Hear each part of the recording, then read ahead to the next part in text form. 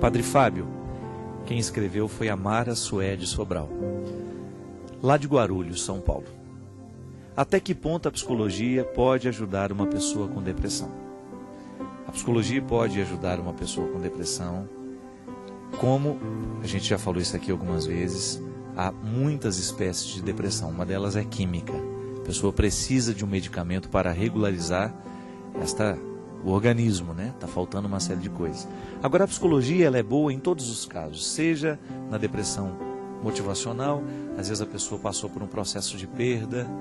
É interessante porque até o processo de perda pode ser também desencadear uma depressão química. Sabe por quê? Porque toda vez que a gente perde alguém na nossa casa, na nossa família, toda vez que a gente passa por um processo de tragédia, de acontecimento doloroso, geralmente a gente perde o apetite. Quando a gente perde o apetite, a gente entra dentro de um ciclo vicioso de não se alimentar bem. E quando a gente não se alimenta bem, o organismo vai vivendo um déficit, né? Ele vai perdendo aquilo que ele armazenou e de repente ele está totalmente fragilizado. Muitas vezes a depressão entra na nossa vida assim, com um acontecimento que modificou a nossa rotina. Não é só o acontecimento, né? Mas é o tanto que a rotina foi modificada que às vezes define um quadro de depressão. Então a pessoa tinha uma atividade física. Por causa daquele momento de tumulto, de muito trabalho, ela parou de fazer a atividade física. Muita gente fica deprimido ali, nesse momento. Quando ela perde a rotina, quando ela deixa de fazer o que ela fazia, quando ela entra dentro de um outro ritmo e aos poucos ela vai entristecendo. Há uma pesquisa interessante que foi feita, estava lendo outro dia sobre isso, que um grupo de pessoas lá, 100, 200 pessoas, que tinham atividade física regularmente, e você sabe que para ser considerada atividade física é preciso ser no mínimo 3 vezes por semana com um espaço de tempo 30 a 40 minutos. Fora isso não é atividade física, viu? É vida sedentária mesmo. Se você não tem a regularidade de 3 dias na semana, de meia hora a 45 minutos de atividade física, é vida sedentária. Então essas pessoas que tinham uma atividade física, isto é, acima de 3 dias ou mais, elas foram retiradas das atividades físicas. E 87% destas pessoas tiveram sintomas de depressão após 3 meses. Algumas começaram a viver num processo de tristeza mais intenso, com algumas semanas, e depois de 3 meses, muitas dessas pessoas estavam com quadros de depressão estabelecidos. Muito interessante. Então a gente precisa tomar cuidado. Agora, o que a psicologia faz? Justamente ajudar a gente colocar as coisas no lugar. É não deixar que a rotina seja tão alterada. O que a psicologia vai fazer? Desculpa, gente, nós estamos com um probleminha de som aqui. O que a psicologia vai fazer é justamente não permitir que aquela pessoa perca o ritmo da vida. O que o processo terapêutico ajuda, minha gente, é a gente não perder o fio da meada, na expressão popular, né? Porque isso é muito interessante, é o esforço que a gente faz para que aquele acontecimento não nos mate também. E aí você vê a reação de muitas pessoas que logo em seguida, olha, eu vou voltar a trabalhar, eu não vou ficar trancado dentro de um quarto escuro, porque minha vida precisa continuar, eu tenho filhos para criar, eu tenho um marido que precisa de mim, eu tenho uma esposa que precisa, eu tenho filho, eu tenho pai. Enfim, você descobre um motivo para você não parar. Gente, a depressão ela chega na nossa vida aos poucos, não é da noite para o dia.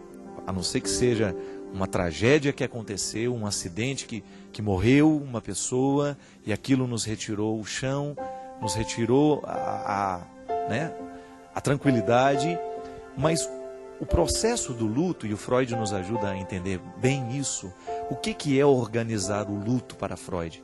É justamente você viver o processo do lamento, do choro, mas como reconstrução.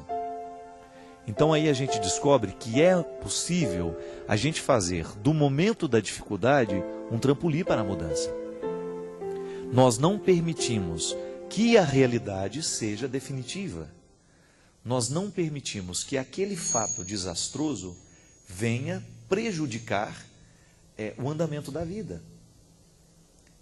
qual é o grande desafio, né, para a gente que vive esta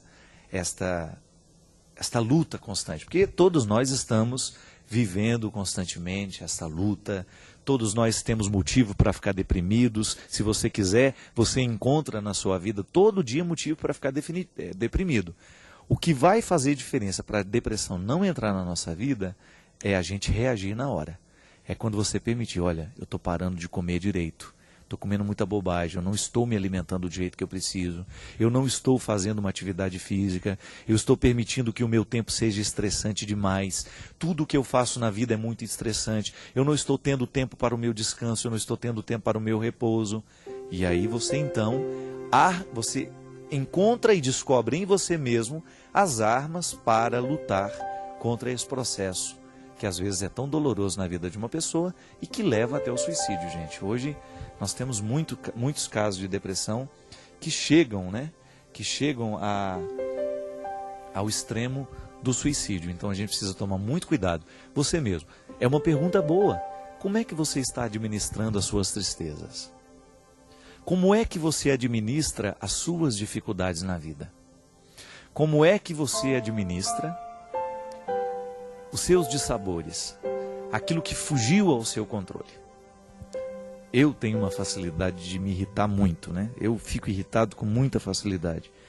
E administrar a irritação é um jeito, eu preciso descobrir um jeito de administrar essa irritação, porque senão cada vez que eu fico bravo, eu libero no meu organismo uma toxina terrível. Cada vez que você se irrita, cada vez que você grita, que você briga, você está liberando no seu organismo uma toxina altamente nociva a você mesmo.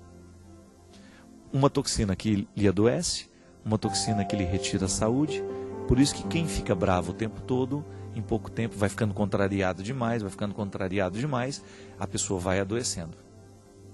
Se bem, eu me lembro que a minha mãe, uma vez ela voltou do médico, ela falou assim, o médico falou que eu não posso mais ter contrariedade. Eu falei, então nós vamos ter que matar a senhora. Que quem não pode ter contrariedade nessa vida? Todo mundo tem contrariedade nessa vida, não é verdade? Então, se não pode ter contrariedade, nós vamos ter que matar a pessoa. Não, não se trata disso. Não é que eu não tenho que ser contrariado. Claro, se você está num meio onde as pessoas estão prejudicando demais a vida do outro, né? Então a gente precisa fazer um esforço para a gente não levar tanto problema para aquela pessoa. Sobretudo se trata de uma pessoa idosa. Eu acho que às vezes nós somos injustos demais com nossos idosos. Nós partilhamos com ele problemas que ele não vai poder resolver. Nós só vamos esquentar a cabeça dele. Eu penso 2, 3 vezes antes de contar os problemas que eu tenho para minha mãe, porque eu sei que ela não pode resolvê-los para mim. Agora, se eu sei que ela vai me ajudar, se é só o aconchego dela que eu estou precisando, então não tem nenhum problema em eu procurar e contar. Agora, se eu vou contar só para encher a cabeça, não, é muita irresponsabilidade, chega a ser uma falta de caridade. Quando você conta um problema seríssimo para o outro que você sabe que não vai poder lhe ajudar. Desabafe, mas desabafe com quem tem estrutura para ouvir o que você vai dizer. Não vai desabafar o que você está aí, que é grande, que é problemático, com uma pessoa que é mais frágil, que está aí com problema na vida e não dá. Então a gente precisa tomar o cuidado para aprender a administrar o que é contrário a nós. Então eu pego o que me contraria neste momento e vou, não, será que eu tenho tanta razão para ficar bravo assim? Será que eu tenho tanto motivo para ficar irritado com isso? Hoje mesmo eu estava conversando com a Mônica, que trabalha comigo lá no escritório em Belo Horizonte, e eu pedia desculpa a ela. Eu falei, Mônica, me desculpa, porque essa semana eu estou nervoso demais. E às vezes eu falo no rádio, né, no Nextel, solicito alguma coisa, já solicito irritado. E eu não posso fazer isso, porque não é só o outro que fica chateado comigo, mas sou eu também que vou construindo uma série de coisas ruins dentro de mim. Eu vou descarregando dentro de mim uma química horrorosa. E pelo amor de Deus, eu não mereço essa química horrorosa e o outro não merece. Então, qualificar isso, né? Aí a gente evita a depressão do outro, evita a tristeza do outro. A gente evita o que é ruim na vida. A gente sabe que é difícil, porque na hora que você está com o sangue fervendo, mas é bom a gente sempre lembrar disso, não custa. E reconhecer isso é tão bom, a gente se compromete, né? Eu não quero esconder os meus defeitos, eu quero contá-los para eu me comprometer com aqueles que sabem que eu tenho tal defeito.